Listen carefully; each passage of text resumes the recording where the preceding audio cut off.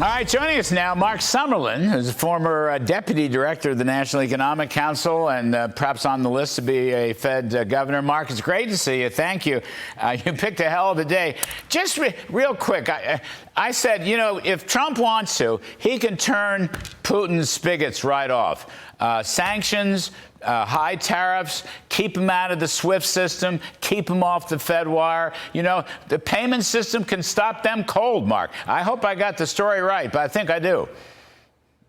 No, I was listening to that. You're bang on. We have a lot of leverage over them, including the reserves that we have, the tariffs that we can do on Indian oil. We can do it on Chinese oil. We have, you know, Treasury keeps adding powers every single year, and we can turn it up. And you know, I think President Trump will do that if he needs to. So on that, how hot is the U.S. economy? We got a bunch of numbers today. We got retail sales. It looks pretty good. I'll get your take on it. We got industrial production. The business equipment stuff is still roaring, but not everything else. And then we got the CPI and the PPI and import prices. What do you think, Marc Sumerlin? Yeah, I mean, so I don't think the economy is super hot right now, but I think next year is going to be really good. So I do want to get to next year because it's going to be different. I mean, we have an economy that's been held down by uncertainty. If it all works, it's going to be worth it. But right now, we're still seeing some of that.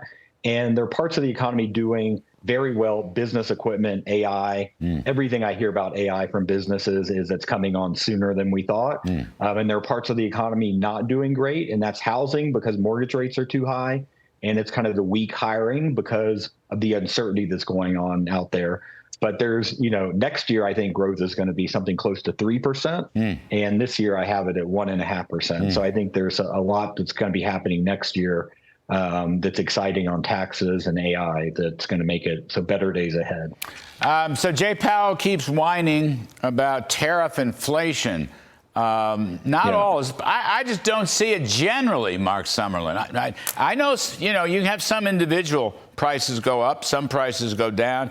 I was looking at the import numbers today for price. I don't know. What do you think about tariff inflation?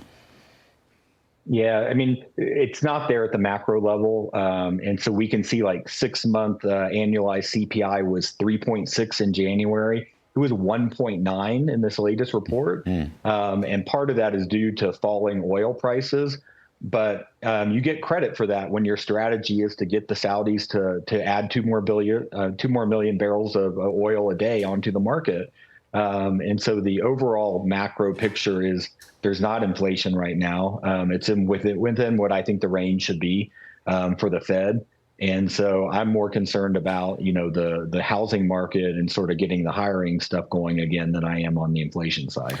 You know, Marc Sumerlin, last one. If you go on the Federal Reserve Board, if you become chairman, and apparently you're in the running, you know, God bless.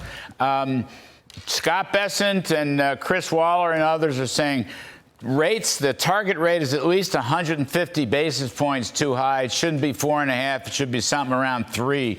What's Marc Sumerlin think? Well, I think we should cut 50 basis points right away. I think in part because the data was wrong in the past. And so you've got to mark to market to the data. And I also like to look what markets are telling me. And I can see a 60 basis point inversion in the front end of the yield curve. And so that tells me I can do 50 basis points right off the bat without making long-term rates go up. And so I would take that step. And then I would do what I would always do, which is look at the data, but also look at markets and listen to what CEOs are telling me and put it together and make sure that we have interest rates where they should be for the economy. Wow. I think that's great thinking. You know, looking at markets, it's like they don't do that anymore. They stick to their models or whatever their political bias is. Markets are forward-looking. Why not use them? Marc, you're terrific. I hope you'll come back and visit with us again. Appreciate it very much.